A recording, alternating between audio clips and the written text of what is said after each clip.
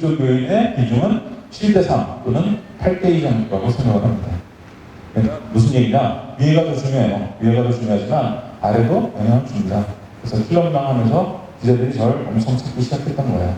아래에 대해서도 균형감 있게 얘기해 줄 수 있는 사람이 당신 아니냐 해서 그렇게 됐던 겁니다. 그래서 교육 경쟁과 관련해서 주의할 점, 경쟁은 합리적 행동이야. 학벌주의는 감소하고 있죠? 아까 말씀드렸어요. 우리나라 최고 기업의 CEO들, 스카이디올, 서울대디올 다 줄고 있습니다. 계속 줄지 않겠지만 그래도 꽤 줄었어요, 옛날보다.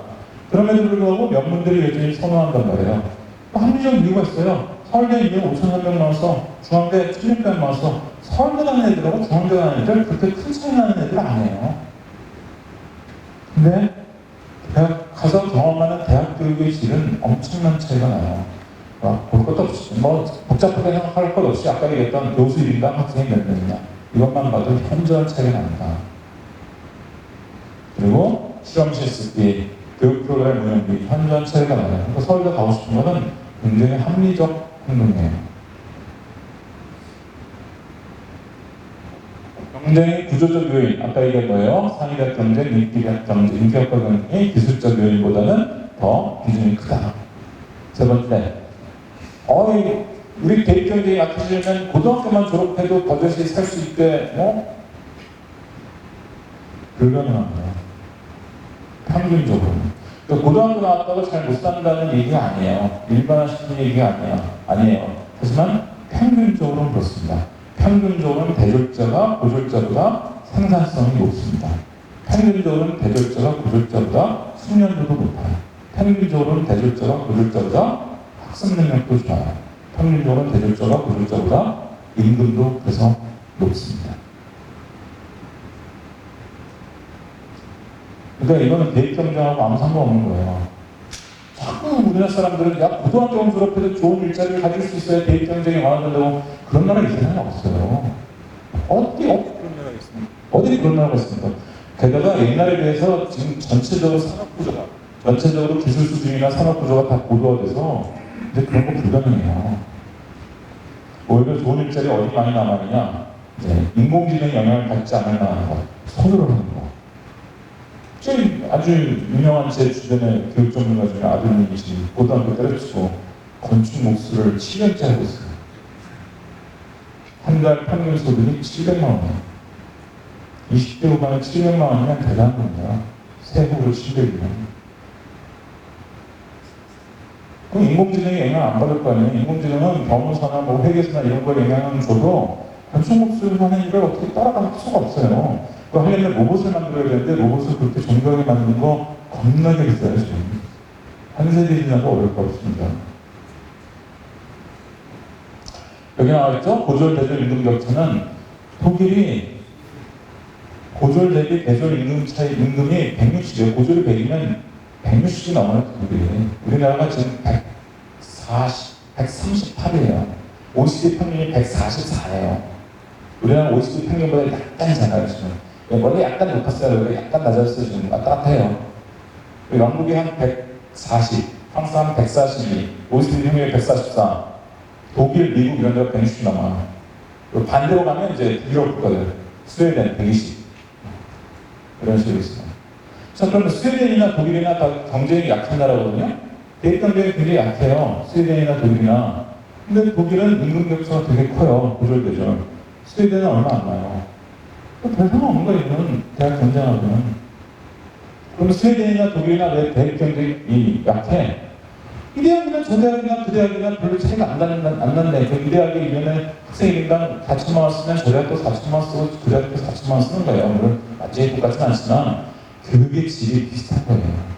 독일이 그런 대학이 전국에 수십 개가 있는 거예요. 독일 인구가 8,500만이거든요. 우리나라보다 많아요. 전국에 수십 개의 교육의 질이 엇비슷한 대학들이 있어요. 그러면 내가 꼭 이 대학 가려고 용 쓰고 재수 삼수할까요? 그래서 경쟁이 약한 거예요. 스웨덴도 그래요. 스웨덴은 정확하게 성적순을 놓습니다. 아까 핀란드 말씀드렸죠. 핀란드는 더 성적순을 놓을 거예요. 내신도 몰라요. 그냥 대입시험 가지고 쭉 줄 세워가지고 헬싱키 대학 심리학과 100명 뽑는다. 300명이 지원했어. 그럼 100개에서 딱 잘라요. 근데 왜 이 경쟁 대란이 안 벌어지냐? 이게 그냥 저 대학 가나 그 대학 가나 교육의 질이 비슷하다는 걸 알고 있어요, 다들. 그러니까 꼭 이 대학을 가야만 해. 그래서 재수를 해야 돼. 이런 애들이 많지 않은 거예요. 별로 없어요.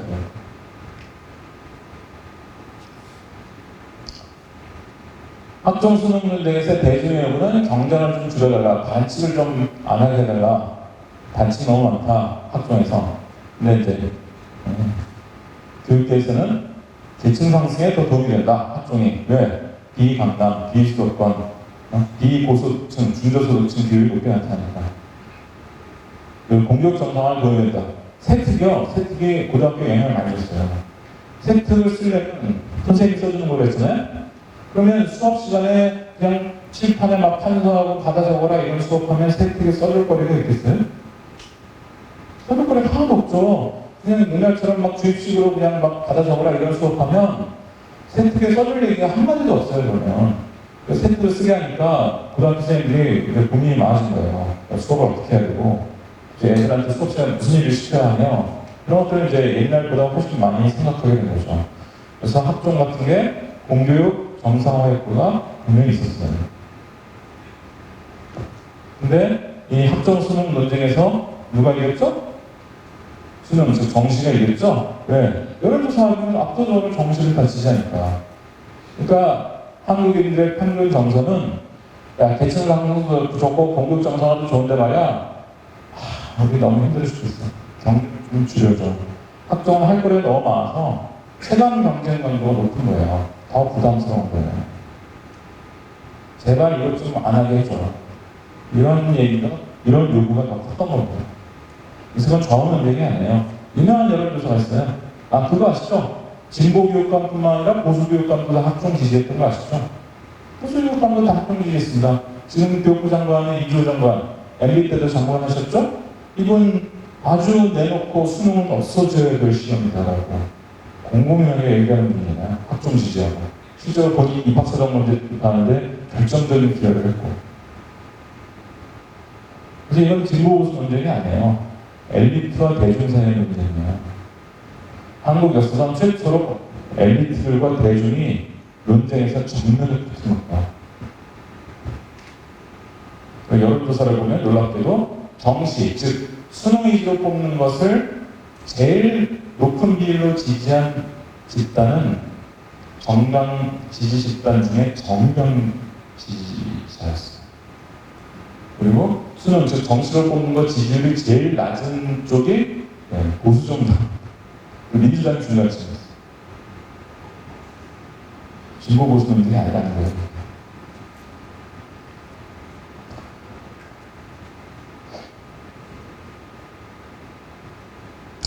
대학 평균 학시는 대입제도 아닌 교육권 품질이다.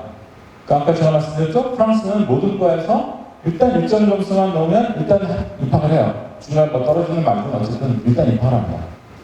핀란드는 정반대예요. 핀란드는 정반대여서 모든 대학, 모든 학과에서 경쟁적 선발을 합니다. 성적순으로 뽑아요. 내신도 안 받아요. 내 성적대로 쭉 주셔서 그냥 딱 잘라요. 중간에 독일이 있어요. 독일은 모든 대학, 모든 학과 중에 60%는 프랑스처럼 뽑아요. 즉, 일정 점수 이상만 되면 일단 입학시킵니다. 그런데 40%, 물론 의대 이런 데 여기 다 들어있어요. 40%는 경쟁적 선발을 해요. 한쪽 극단에 핀란드가 있죠? 반대쪽 극단에 프랑스가 있죠? 중간쯤에 독일이 있죠? 입학제도, 대입제도는 다 다르죠?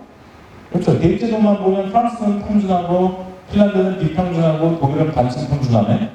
그런 거죠? 근데 독일도 심지어 핀란드도 경쟁 대란이 벌어지지 않아요. 왜? 교육 품질이 평준화되어 있는 거예요. 대학의 교육의 질이, 교육 품질이 이 대학 가나 저 대학 가나 그 대학 가나 크게 안 나는 거예요. 그러니까 제가 지방 가서 강연하면 그런 물분을 토하는 분들이 있어요. 대구에 보수적인 분들 많잖아요. 하지만 이분들도 아니 옛날에는 경북대가 영문에 못지않은 대학인데 왜 지금 중경인신만도 못한다는 얘기냐 개탄하는 분이 있어요. 그럼 제가 뭐라고 답하는지 아십니까? 포항공대처럼 투자했으면 그렇게 안 됐다고. 그럼 경북대 1년에 학생 1년 쓰는 돈이 얼마인데 1,100만 원밖에 안 되는데 서울대 5,300만 원이고 연대는 3,600만 원인데 그러니까 계속 가라앉는 거죠. 계속 가라앉는 걸 계속 방치하고 있었던 거예요. 그리고 우리나라 그 진보 쪽에 무슨 국립대 통합하자 이런 분들 진짜 설계 잘못하는 분들이에요. 저는 그분들을 10년이 넘게 계속 비판해왔는데 국립대 통합하면 누가 1등 되냐? 연구대가 1등 돼요. 왜? 이분들은 교육 품질을 평준화시킨다는 개념이 없어요. 그리고 어떻게 하자고 그러냐면 자, 서울대와 지방 거점 국립대 합쳐가지고 한국대를 만들자. 통합해서 같은 한국대예요.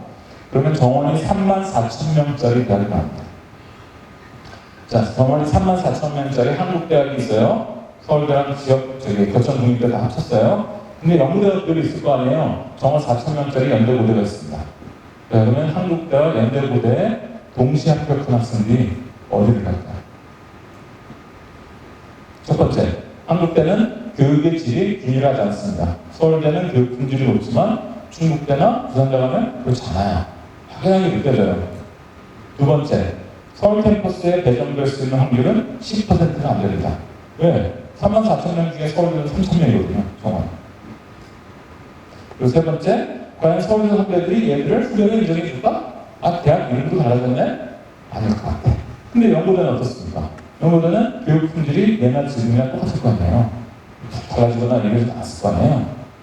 두 번째, 얘들은 서울에서 무조건 다니게 돼요. 합격하고. 세 번째, 서울대 네트워크가 살아있어요. 그러면 같이 한국대를 만드는 순간 우리나라 1등 대학은 서울대에서 연고대로 바뀌는 겁니다. 입학성적 기준을 봤을 때.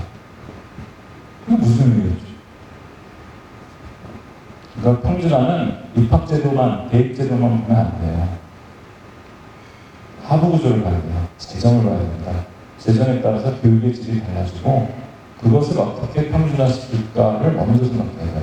놀랍게도 박정희가 고교 평준화할 때 그렇게 했어요. 박정희는 입학제도만 뺑뺑이로 바꾼 게 아니에요. 재정을 평준화시켰습니다. 사립대까지. 물론 독재자였으니까 가능하죠. 사립대까지. 야, 이리 와. 정부 지원 받아 무조건. 정부 지원은 무조건 받게 강제로. 그래서 이른바 정부 의존형 사립고등학교로 다 만들어 봅니다. 우리나라 사립고등학교를 다. 그래서 서울 유수의 그 사립고등학교를 다 그냥 정부 지원형 사립고등학교로 바꾸고 그때 크게 바꾼 게 뭐냐? 사학연금이에요. 사학연금이 힘들었었는데 그걸 탁 지원해줘가지고 공무원연금 비스듬을 하게 만들어줘요.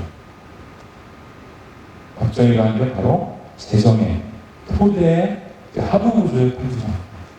거기에다가 이제 고등학교 입학제도를 이제 뭐 뺑뺑이 뭐 이런 걸로 바꾼 거예요. 그걸 얹어놓은 거예요.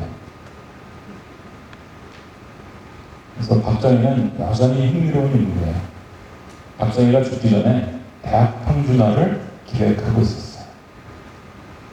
그때 당시 청와대에 근무하던 분들한테 제가 들은 그래서 제가 학위 논문 쓸 겸 그거를 인터뷰를 해요. 박정희의 대학 평준화 모델은 뭐였을까? 고교 평준화와 비슷할 겁니다. 비슷했을 겁니다. 재정과 교육의 품질의 평준화를 반드시 생각했을 거예요. 한국 사회가 진짜 재밌는 사회입니다. 이 얘기가 박정희가 나오게 되는 거죠. 우리는 한다는 얘기. 한 줄 세우기보다 여러 줄 세우는 게 경제가 완화해야 합니다. 한 줄 세우는 것보다 여러 줄 세워야 된다. 누구 얘기해요? 그게 바로 교육부 장관이었던 이해찬 장관입니다. 미신이죠. 아니, 맛집이 있어요. 맛집 앞에 사람들이 길게 줄을 서 있습니다. 길게 줄을 서 있는데 왜 맛집에 들어가려고? 근데 야, 한 줄 세우지 말고 두 줄, 세 줄, 여러 가지 기준으로 여러 줄을 세워봐. 그러면 그 땀 뻘뻘 흘리면서 땡볕에 줄 서 있는 사람들의 고통의 총량이 줄어듭니까? 여러 줄 세우면 고통의 총량이 줄어드나? 그럴 리가 없죠. 왜? 맛집에서 수용할 수 있는 인원은 뻔한데 그 문제는 뭐냐면 맛집을 늘리는 거예요. 맛집을 늘리는 게 핵심이 돼야지 그 한 줄 세우지 말고 두 줄, 세 줄, 여러 줄 세우는 거로 전혀 달라지지 않아요. 뭐는? 경쟁의 정도는. 경쟁의 강도는 전혀 다르지 않습니다.